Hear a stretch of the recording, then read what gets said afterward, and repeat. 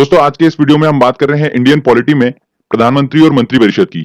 तो काफी important lecture है ये, तो ध्यान से आप लेक्चर देखिएगा। लास्ट में मैंने एक very important question answer test भी इंक्लूड करा है, जो लास्ट ईयर एग्जाम्स में क्वेश्चंस पूछे गए हैं, हम उनको भी अच्छे सॉल्व करेंगे। फ्रेंड्स, वीडियो देखने के बाद में आप खुद से एक बार क्विज जरूर लगाइएगा। क्विज लगाने के लिए जो लिंक है वो मैंने डिस्क्रिप्शन में दे रखी है। अगर आप क्विज लगाएंगे तो आपकी प्रैक्टिस अच्छे से होगी, आपको क्वेश्चंस दिमाग में सेट हो जाएंगे। दोस्तों आपसे एक रिक्वेस्ट है कि वीडियो आपको अगर अच्छा लगता है तो प्लीज वीडियो को लाइक जरूर कर दीजिएगा। इससे मुझे पता चलता है कि हाँ, मेरी मेहनत जो है वो सक्सेसफुल हो रही है। तो चलिए दोस्तों हम वीडियो को स्टार्ट करते हैं। इस लेक्चर में हम संविधान के आर्टिकल 74, 75, 75(3) और 78 को डिस्कस करेंगे। इसमें 75(3) जो है वो मोस्ट इंपॉर्टेंट है, एग्जाम में काफी बार पूछा गया है। तो देखिए, इन आर्टिकल को डिस्कस करने से पहले हमको दो टर्म को क्लियर होना बहुत जरूरी है, मंत्रिपरिषद और मंत्रिमंडल क्या होता है। तो देखिए, मैं आपको ये कंफ्यूजन क्लियर कर देता हूं, काफी स्टूडेंट को डाउट रहता है। मंत्रिपरिषद क्या होता है? देखिए, ऐसे लोगों का ग्रुप जिसमें केंद्रीय मंत्री, राज्य मंत्री, उप मंत्री हो और इनकी अध्यक्षता कौन करता है? प्रधानमंत्री करता है। इसे क्या बोला जाता है? मंत्रिपरिषद बोला जाता है।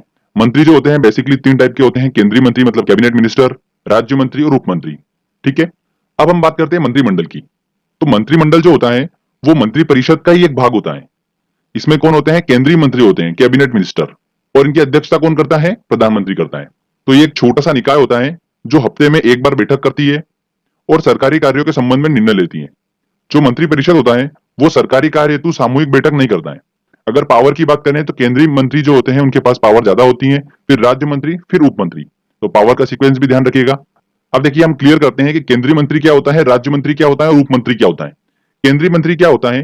केंद्र सरकार के महत्वपूर्ण मंत्रालय जैसे कि वित्त मंत्रालय हुआ, गृह मंत्रालय हुआ, रक्षा मंत्रालय, कृषि मंत्रालय, शिक्षा मंत्रालय, बहुत सारे मंत्रालय होते हैं। इनको संभालने के लिए क्या होते हैं? केंद्रीय मंत्री होते हैं, कैबिनेट मिनिस्टर होते हैं। अब बात करें तो जैसे कि शिक्षा मंत्रालय की बात करें, ठीक है, कृषि मंत्रालय की बात करें, तो ये मंत्रालय जो है ये बहुत बड़े बड़े सेक्टर हैं। पर्टिकुलर एक मंत्री इस सेक्टर को पूरे को नहीं संभाल सकता कि कृषि मंत्रालय को एक मंत्री संभाल लेगा। इसमें भी छोटे छोटे अंदर विभाग होते हैं, तो उनको हैंडल करने के लिए कौन होते हैं? राज्य मंत्री होते हैं। तो राज्य मंत्री का काम क्या होता है कि ये कैबिनेट मंत्री को सलाह देने का काम करते हैं, राज्य मंत्री। अब बात करते हैं उप मंत्री की। तो उप मंत्री का काम क्या होता है? उप मंत्री का काम यह होता है कि केंद्रीय मंत्री और राज्य मंत्री दोनों को राजनीतिक और संसदीय सहायता प्रदान करने का काम किसका होता है? उप मंत्री का होता है। तो ये तीनों आपको क्लियर हुआ। अब आगे सुनिए ध्यान से कि कभी कभी मंत्रिपरिषद में उप प्रधानमंत्री को भी शामिल किया जाता रहा है। पंडित जवाहरलाल नेहरू की जब सरकार थी उसमें उप प्रधानमंत्री कौन थे? सरदार पटेल थे। इन्हें भी मंत्रिपरिषद में शामिल किया था। तो ये मोस्ट इंपॉर्टेंट क्वेश्चन है कि पहले भारत के उप प्रधानमंत्री कौन थे? सरदार पटेल थे। ठीक है, इंदिरा गांधी के सरकार में मोरारजी देसाई, बहुत सारी सरकार आई, उनमें अलग अलग उप प्रधानमंत्री रहे, बट जो इंपॉर्टेंट है वो मैं आपको बता रहा हूं। फिर लास्ट में देखिए, अटल बिहारी वाजपेयी की जो सरकार थी उसमें उप प्रधानमंत्री कौन थे? लाल कृष्ण आडवाणी थे। ये लास्ट वाले हैं सबसे। तो इन्हें भी क्या करा गया था? मंत्रिपरिषद में शामिल किया गया था। तो फ्रेंड्स, आपको ये क्लियर हुआ। इसमें ध्यान रखिएगा, भारत के पहले उप प्रधानमंत्री कौन थे? सरदार पटेल। 2015 एसएससी का क्वेश्चन है ये। तो चलिए अब हम आर्टिकल डिस्कस कर लेते हैं। यहां तक हमारा टर्म क्लियर हो चुका है कि मंत्रिपरिषद क्या होता है और मंत्रिमंडल क्या होता है। तो आपको कभी भी ये वर्ड आएगा तो कंफ्यूजन नहीं होगा। आर्टिकल की बात करते हैं तो सबसे पहले 74। तो देखिए, आर्टिकल नंबर 74 क्या बोलता है? ये मंत्रिपरिषद के बारे में बताता है कि राष्ट्रपति की सलाह के लिए एक मंत्रिपरिषद होगा जिसका प्रधान कौन होगा? प्रधानमंत्री होता है। ओके, अगला आता है आर्टिकल 75। तो देखिए, आर्टिकल 75 में इनकी नियुक्ति के बारे में बताया गया है। शपथ कौन दिलाता है, नियुक्ति कौन करता है? तो राष्ट्रपति प्रधानमंत्री की नियुक्ति करता है और प्रधानमंत्री की सलाह पर राष्ट्रपति ही मंत्रिपरिषद की नियुक्ति करता है। तो दोनों की राष्ट्रपति करता है, पर मंत्रिपरिषद की नियुक्ति कैसे करता है? प्रधानमंत्री की सलाह पर करता है। तो ये लाइन हमको क्लियर होना चाहिए। तो आर्टिकल 75 भी क्लियर हुआ। आर्टिकल नंबर 75(3) क्या बोलता है? ये मोस्ट इंपॉर्टेंट है। मंत्रिपरिषद जो होता है वो सामूहिक रूप से लोकसभा के प्रति उत्तरदायी होता है। किसके प्रति? लोकसभा के। सामूहिक वर्ड ध्यान रखिएगा। अगर हम बात करें कि मंत्रिपरिषद व्यक्तिगत रूप से किसके प्रति उत्तरदायी होता है, तो राष्ट्रपति के प्रति उत्तरदायी होता है। ठीक है, अगर ऑप्शन में एग्जाम में ऐसा आता है कि राष्ट्रपति और प्रधानमंत्री दोनों दे रखा है तो आप आंसर लगाएंगे राष्ट्रपति। अगर राष्ट्रपति नहीं दे रखा है तो फिर प्रधानमंत्री आंसर लगाएंगे। तो ध्यान रखिएगा, इंपॉर्टेंट है ये। अगला आता है आर्टिकल 78। आर्टिकल 78 में प्रधानमंत्री के कर्तव्य के बारे में बताया गया है राष्ट्रपति के प्रति कि प्रधानमंत्री को संघ तथा प्रशासन के कामों की जानकारी समय समय पर राष्ट्रपति को देना है। ओके, तो फ्रेंड्स, ये चारों हमारे मोस्ट इंपॉर्टेंट जो आर्टिकल हैं जो प्रधानमंत्री और मंत्रिपरिषद से रिलेटेड हैं, वो चारों हमने कंप्लीट करे हैं। आपको अगर आर्टिकल से क्वेश्चन आएगा तो इन्हीं में से देखने को मिलना है। 74 में जस्ट उनके बारे में बताया गया है, 75 में उनकी नियुक्ति शपथ के बारे में बताया है, 75(3) में किसके लिए किसके प्रति उत्तरदायी होते हैं वो बताया है, और 78 में प्रधानमंत्री कर्तव्य। तो ये आप आसानी से याद रख सकते हैं, कोई डिफिकल्टी नहीं होगी आपको। चलिए आगे कुछ और इंपॉर्टेंट पॉइंट लेते हैं मंत्री परिषद से रिलेटेड। 91 में संविधान संशोधन के तहत मंत्री परिषद का आकार जो है वो डिसाइड किया गया कितना होना चाहिए। तो लोकसभा के कुल सदस्यों का 15% होगा मंत्री परिषद का आकार। तो फ्रेंड्स ये अभी हमने संविधान संशोधन वाले लेक्चर में भी इसको हमने समझा है, तो आई होप आपको ये क्लियर होगा। अगला देखिए कि भारत के पहले मंत्री परिषद में प्रधानमंत्री सहित कितने सदस्य थे? 36 सदस्य थे, 36। तो ये भी हमको आंकड़ा ध्यान रखना है। इसमें देखिए पहले जो वित्त मंत्री थे वो कौन थे? जॉन मथाई। शिक्षा मंत्री थे वो कौन थे? अबुल कलाम आजाद। कानून मंत्री कौन थे? भीमराव अंबेडकर। तो ये देखिए कानून मंत्री वाला क्वेश्चन अभी 1-2 साल पहले पूछा भी गया है एग्जाम में, पीएससी एग्जाम्स में, तो इंपॉर्टेंट है, इनसे क्वेश्चंस बनते हैं पीएससी एग्जाम में, हमको ध्यान रखना है क्योंकि बहुत डेप्थ की चीजें हैं ये। अगली बात करते हैं हम कि मंत्री परिषद की योग्यता के बारे में। तो मंत्री कौन कौन बन सकता है? देखिए कोई भी जो संसद का सदस्य है, संसद की दोनों सदनों में से किसी एक का सदस्य है तो वो मंत्री बन सकता है। अगला देखिए कि वह जो संसद का सदस्य नहीं है वो भी मंत्री बन सकता है, पर कंडीशन क्या है कि वह 6 महीने के भीतर उसे सदस्यता लेना पड़ेगी, नहीं तो मंत्री पद उसका नहीं रहेगा फिर। ओके, तो ये उसकी योग्यता है, हमको ध्यान रखना है। अब बात करते हैं दोस्तों हम प्रधानमंत्री संबंधित महत्वपूर्ण पॉइंट्स। देखिए जो एग्जाम में पूछे जाते हैं, भारत के प्रधानमंत्री बनने की न्यूनतम आयु जो है वो कितनी होना चाहिए? 25 वर्ष होना चाहिए। ठीक है, न्यूनतम आयु 25 वर्ष। प्रधानमंत्रियों में सबसे बड़ा कार्यकाल किस प्रधानमंत्री का रहा है? तो किसका रहा है? जवाहरलाल नेहरू का रहा है सबसे लंबा कार्यकाल। देश की पहली महिला प्रधानमंत्री कौन रही है? सभी को पता होगा, इंदिरा गांधी।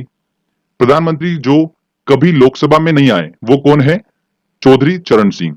ये कभी भी लोकसभा में नहीं आए। विश्वास मत प्राप्त करने में असफल होने वाले प्रथम प्रधानमंत्री कौन रहे हैं? विश्वनाथ प्रताप। विश्वास और विश्व हल्का हल्का मिल रहा देखिए वर्ड, तो उससे आप देख सकते हैं। सबसे अधिक उम्र में प्रधानमंत्री बने कौन बने? मोरारजी देसाई। सबसे कम उम्र के प्रधानमंत्री कौन बने? राजीव गांधी। तो ये पॉइंट्स हमको पता होना चाहिए, एग्जाम्स में पूछ लिए जाते हैं ये पॉइंट्स। देखिए आगे कि भारत में 3 प्रधानमंत्री की मृत्यु जो है वो उनके कार्यकाल के दौरान हुई है। जवाहरलाल नेहरू, लाल बहादुर शास्त्री और इंदिरा गांधी। इन तीनों की मृत्यु जो हुई है वो इनके कार्यकाल के दौरान हुई है। तो ये आंकड़ा ध्यान रखिएगा, 3 प्रधानमंत्री। आगे देखिए एक वेरी इंपॉर्टेंट पॉइंट है ये वाला, एग्जाम में पूछा जाता है, आईएएस पीएससी एग्जाम्स में बिल्कुल पूछा जाता है ये क्वेश्चन। देखिए ये जरूरी नहीं है कि प्रधानमंत्री लोकसभा और राज्यसभा का आवश्यक रूप से सदस्य हो, ठीक है, पर 6 महीने के भीतर उसको किसी एक सदन का सदस्य हो जाना चाहिए। अगर एग्जाम में ऐसा पूछा जाता है कि प्रधानमंत्री को लोकसभा का सदस्य होना चाहिए, यह गलत कथन होगा बिल्कुल भी।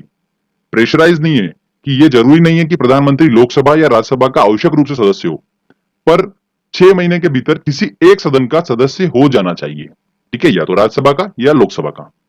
क्लियर हुआ? तो ये पॉइंट काफी इंपॉर्टेंट है, ध्यान रखिएगा। आगे बात करते हैं हम, देखिए अविश्वास प्रस्ताव। तो ये देखिए मैं पहले भी आपको डिस्कस कर चुका हूं संसद वाला लेक्चर में, तो जिसने संसद वाला लेक्चर नहीं देखा है तो डिस्क्रिप्शन में लिंक दे रखा है मैंने, वो संसद वाला लेक्चर देख सकता है।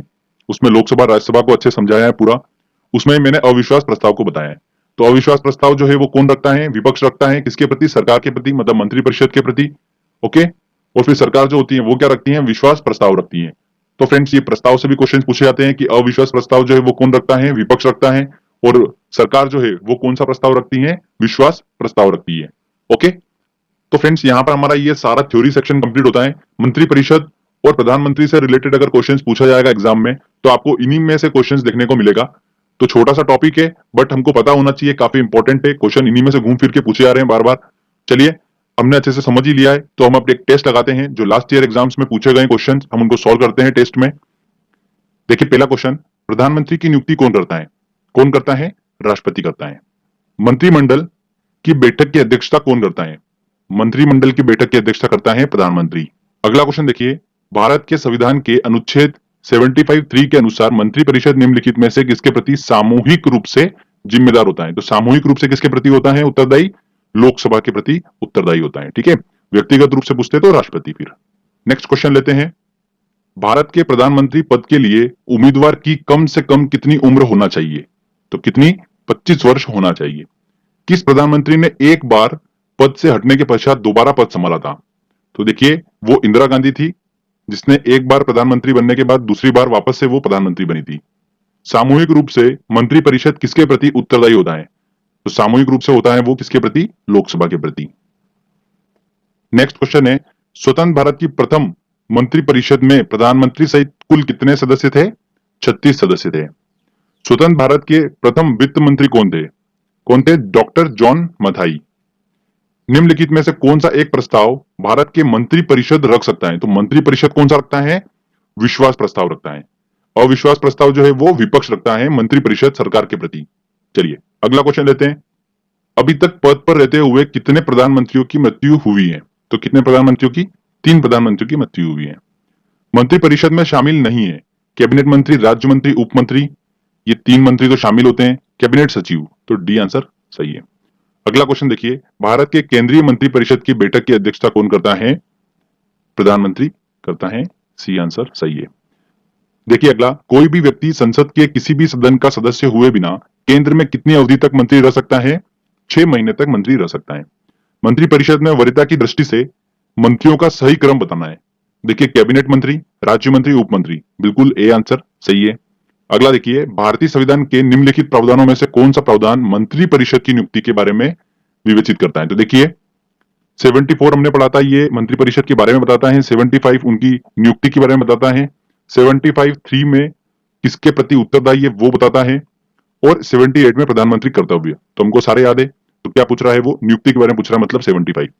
तो डी आंसर सही है। देखिए भारतीय संविधान के अनुच्छेद 74 और 75, 74, 75 किन विषयों पर विचार करते हैं? मंत्री परिषद पर विचार करते हैं। भारत के प्रधानमंत्रियों का निम्नलिखित में से कौन कालानुक्रम सही है? तो देखिए उनके समय के हिसाब से अपने को जमाना है। तो देखिए सबसे पहले जो थे वो जवाहरलाल नेहरू, मतलब 2 वाला होगा। उसके बाद में इंदिरा गांधी एक, उसके बाद में मोरारजी देसाई, फिर चौधरी चरण सिंह बने थे। तो 2134 कौन सा है? सी वाला ऑप्शन है। तो ये सी सही होगा। नेक्स्ट क्वेश्चन लेते हैं। मंत्रिपरिषद सामूहिक रूप से उत्तरदायी होता है लोकसभा के प्रति। बिल्कुल ये तो सही दिख रहा है। एक संवैधानिक बाध्यता के अंतर्गत, ये भी सही है। अनुच्छेद 75(3) के अनुसार, ये भी बिल्कुल सही है। अनुच्छेद 74(3) के अनुसार, ये गलत है। तो आंसर 1, 2, 3 ये सही है। तो देखिए ऑप्शन बी बिल्कुल सही होगा। ये यूपीपीसीएस का क्वेश्चन है, हाल ही में पूछा गया था एग्जाम में। सबसे अधिक उम्र में प्रधानमंत्री पद पर आसीन होने वाले व्यक्ति हैं, सबसे अधिक उम्र में। तो सबसे अधिक उम्र में कौन थे? मोरारजी देसाई। सबसे कम उम्र में Rajiv Gandhi. Okay, next question लेते हैं। भारत के प्रथम उप प्रधानमंत्री कौन थे? तो कौन थे? सरदार वल्लभ भाई पटेल। ए आंसर बिल्कुल सही है।